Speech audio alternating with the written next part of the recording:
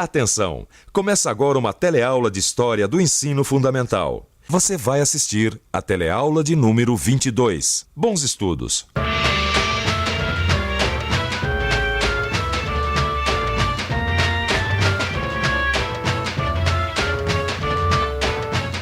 Este daqui é o Palácio do Catete, no Rio de Janeiro. Era daqui que os presidentes da República governavam o Brasil, até a troca da capital do Rio de Janeiro para Brasília. Vamos entrar e conhecer o poder por dentro?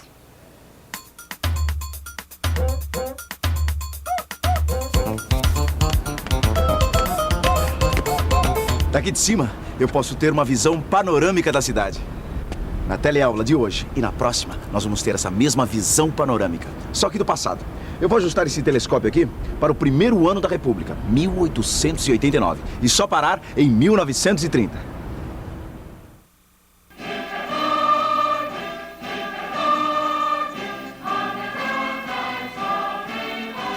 República Velha. É assim que nós chamamos o período que vai de 15 de novembro de 1889, quando o Marechal Deodoro proclamou a República, até a Revolução de 1930, que modificou o jogo de poder que dominava o Brasil. A República Velha foi de 1889 até 1930. Ela pode ser dividida em duas fases. A militar, que durou de 1889 a 1894, e a oligárquica, que foi de 1894 a 1930. A fase militar também é chamada de República da Espada. É uma outra maneira de falar de uma fase comandada por militares. Esta fase durou até 1894. O primeiro presidente militar foi o Marechal Deodoro da Fonseca, aquele mesmo que proclamou a República. Ele ficou sendo presidente provisório e logo depois foi eleito pelo Congresso Constituinte. O seu governo durou pouco. Muito autoritário, Deodoro resolveu fechar o Congresso e foi deposto. No seu lugar assumiu o vice-presidente de Deodoro, o Marechal Floriano Peixoto, em 1891. Ordem e progresso. O que isso quer dizer mesmo? Para os positivistas, era tratar bem da população, estabelecendo direitos como saúde e educação. Mas os positivistas não davam muita importância aos direitos políticos, como o voto e a organização partidária. Quer dizer, os positivistas eram democratas, mas não muito. E os positivistas ainda arrumaram brigas com outros grupos do Congresso Constituinte, os conservadores liberais e os republicanos radicais. Vamos ver no que deram essas brigas. Além dos positivistas, o Congresso era formado pelos conservadores liberais. Os conservadores liberais eram maioria e representavam os fazendeiros de café. Defendiam os interesses e privilégios dos donos de terra, dos negociantes e banqueiros. Foram os conservadores liberais que batizaram oficialmente o país com o nome de República dos Estados Unidos do Brasil. O terceiro grupo, liderado por Silva Jardim e Lopes Trovão, era o dos republicanos radicais. Os republicanos radicais lutavam pelos direitos civis e políticos do povo. Queriam que o Estado fornecesse saúde e educação gratuitas e terras para todos. Para os conservadores, esse grupo era exaltado, idealista e inimigo da ordem. Eu estava aqui olhando como essas brigas no Congresso afetaram o resto do país. Com a proclamação da República, as províncias passaram a se chamar estados. Ganharam autonomia, isto é, podiam organizar suas próprias constituições. No Rio Grande do Sul, havia um conflito entre os positivistas e os liberais. Um conflito tão sério que acabou em revolução. A Revolução Federalista. As brigas entre os positivistas, os conservadores liberais e os republicanos radicais explodiram para valer no Rio Grande do Sul. Lá arrebentou a Revolução Federalista. Federalismo é a forma de governo pela qual diversos estados se reúnem numa só nação, mas conservando sua autonomia. Pois a Revolução no Rio Grande do Sul queria justamente isso, que o Estado tivesse mais poder de decisão sem depender tanto do presidente. Os revolucionários defendiam o parlamentarismo. onde o poder do presidente é dividido com o Congresso, ou seja, os parlamentares. A Revolução Federalista foi sangrenta e alcançou até o Rio de Janeiro. No Rio, na Baía de Guanabara, houve a Revolta da Armada. O presidente Floriano Peixoto ganhou o apelido de Marechal de Ferro. Dá para adivinhar por quê? Foi porque ele se aliou aos republicanos conservadores liberais e, com a ajuda deles e do exército, acabou com a Revolução Federalista e a Revolta da Armada. Conseguiu consolidar o novo regime e garantiu a sua sucessão. Elegeu como novo presidente um representante da oligarquia cafeeira, Prudente de Moraes, em 1894. Este aqui é Prudente de Moraes, o primeiro presidente civil da República. Agora nós passamos da fase militar para a fase oligárquica. Oligarquia, você sabe, é o governo de poucas pessoas, pertencentes a um mesmo partido, classe ou família. Oligarquia, substantivo feminino. Governo de poucas pessoas, pertencente a um mesmo partido, classe ou família. Predomínio de uma facção ou grupo na direção dos negócios públicos. Por que fase oligárquica? Porque um novo equilíbrio de forças estava acontecendo. Os representantes dos fazendeiros de café, que eram maioria no Congresso, apoiaram Floriano Peixoto. Como recompensa, ganharam a presidência. Prudente de Moraes era paulista e ficou conhecido como pacificador, porque anistiou os rebeldes da Revolução Federalista e da Revolta da Armada. Mas, na verdade, Prudente de Moraes não foi tão pacífico assim. Foi durante o governo dele que aconteceu a Revolta de Canudos. No Arraial de Canudos, na Bahia, havia um povoado com 20 a 30 mil habitantes. O líder do povoado era Antônio Conselheiro. Conselheiro era um líder religioso e queria a volta da monarquia.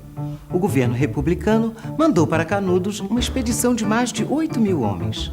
O arraial foi arrasado a ferro e a fogo em 1897. Em 1898, o novo presidente, Campos Salles, assume um país falido. O tesouro havia se esgotado com os gastos das campanhas militares. Campos Salles conseguiu recuperar as finanças do país. Fez uma administração rígida, com muito sacrifício do povo, mas reforçou o domínio das oligarquias, inaugurando a política dos governadores, que funcionava da seguinte maneira. O presidente favorecia os governadores dos estados. Os governadores dos estados favoreciam os coronéis, que por sua vez garantiam o voto dos governadores e dos presidentes. E assim, uma mão lavava a outra. Você deve estar imaginando que já viu isso em algum lugar, não é? Bom, mas se em matéria de política o país mudava pouco, na área das ciências e tecnologia o Brasil se modernizava. Paris, França, 1898. Santos Dumont encanta a cidade de Paris com seus balões tripulados. Chega ao Brasil uma nova maravilha, o cinema. São Paulo, 1900. Inaugurada a primeira linha de bondes elétricos. O sucessor de Campos Salles foi Rodrigues Alves, que governou de 1902 a 1906. Fez um governo de grandes reformas e grandes polêmicas. Vamos ver algumas dessas reformas. Rodrigues Alves modernizou a cidade do Rio de Janeiro. Construiu a Avenida Central, que hoje se chama Avenida Rio Branco. Nomeou o médico sanitarista Oswaldo Cruz para lutar contra a febre amarela, eliminando águas paradas e cuidando do lixo que dava origem a mosquitos e ratos. A varíola, outra doença comum na época, foi combatida pela vacina. Essas reformas todas tinham um outro lado. Não havia uma preocupação em preparar a população para elas. Vamos ver como a população reagiu. Só para construir a Avenida Central, demoliram 1.681 casas e cortiços. Quase 20 mil pessoas tiveram que se mudar para os subúrbios ou para os morros. Um desses morros, chamado Favela, acabou emprestando o nome para os agrupamentos de barracos que nós conhecemos hoje. Para eliminar ratos e mosquitos, as casas eram invadidas e saneadas sem permissão dos moradores. No caso da vacinação obrigatória, A falta de informação fez com que as pessoas reagissem com violência. Tinham medo da vacina que eram obrigadas a tomar. O porta-voz do povo, nas críticas ao governo, foi o escritor maldito Lima Barreto. Por que maldito? Porque Lima Barreto criticava intensamente os dirigentes do país. Para ele, o governo estava querendo separar dois mundos: o mundo dos privilegiados e o mundo dos deserdados. Para Lima Barreto, isso era impossível, pois um mundo dependia do outro. Ele dizia que havia no Rio duas cidades: a cidade europeia e a cidade indígena. Em seu livro Recordações do Escrivão Isaías Caminha, há um comentário sobre a reforma urbana. Como isso mudou? Então, de uns tempos para cá, parece que essa gente está doida. Botam abaixo, derrubam casas, levantam outras, tapam as ruas, abrem outras. Estão doidos. Com seu trabalho de escritor, Lima Barreto mostrou aos leitores de sua época a falta de visão do governo para os verdadeiros problemas do povo. E isso vale até hoje. Apesar das críticas, as mudanças impostas pelo governo iam acontecendo. Enquanto isso, surgiam novas manifestações culturais que sobrevivem até hoje. 1902. Euclides da Cunha lança o livro Os Sertões. O livro conta a história de Canudos e é uma denúncia da situação de atraso e pobreza em que vive a população rural. 1905. Pelo Telefone, de Ernesto Santos, é o primeiro samba lançado no país e faz um enorme sucesso. Um dos acertos do governo Rodrigues Alves foi a escolha do seu ministro das Relações Exteriores, o Barão do Rio Branco. O Barão se deu tão bem no cargo que lá ficou por 3 governos. Foi um dos ministros mais populares da República Velha. E tudo isso por quê? O Barão do Rio Branco resolveu várias questões de limites que estavam pendentes no Brasil. Negociou com a Argentina a região das Palmas, no oeste dos estados de Santa Catarina e Paraná. Graças ao Barão, o Brasil aumentou seu território. Conseguiu negociar o Amapá com a França e ainda comprou o território do Acre da Bolívia. A nossa teleaula de hoje para por aqui. Na próxima, nós vamos conhecer os outros presidentes da República Velha, com seus erros e acertos. Por enquanto, fique com o panorama do Brasil na mudança do século XIX para o século XX. E atenção, se liga aí que é hora da revisão. Na teleaula de hoje, nós conhecemos os 5 primeiros presidentes da República do Brasil. Vimos também que houve uma fase de presidentes militares e outra oligárquica, isto é, um governo de poucas pessoas de uma mesma classe ou família. Durante a fase militar, o governo enfrentou e dominou a Revolução Federalista e a Revolta da Armada. O primeiro presidente civil, Prudente de Moraes, acabou com a Revolta de Canudos. Campos Salles recuperou as finanças do país e inaugurou a política dos governadores. No governo Rodrigues Alves, houve grandes reformas na capital, Rio de Janeiro. Essas reformas despertaram polêmicas. O escritor brasileiro que retratou a República Velha foi o maldito Lima Barreto.